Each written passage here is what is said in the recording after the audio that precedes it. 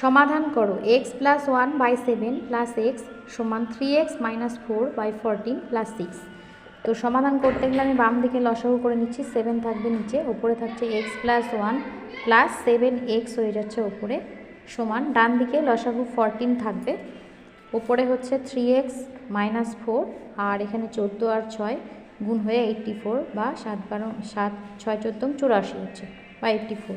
এবার দেখো কাটাকাটি হয়ে যাবে, 7 দিয়ে কেটে দিলাম, 7 2 14। ওপরে কত থাকছে 8x প্লাস 1/1 সমান ডান পাশে থাকছে 3x প্লাস 80/2। এবার কোনাকুনি গুণ হয়ে যাবে, 8 2 16x প্লাস 2 সমান 3x প্লাস 80। এক্স যুক্ত পদগুলো বাম দিকে আসবে, মানে 3xটা বাম দিকে আসলো আর ডান দিকে 80 বিয়োগ 2 বা 13x সমান হচ্ছে 78।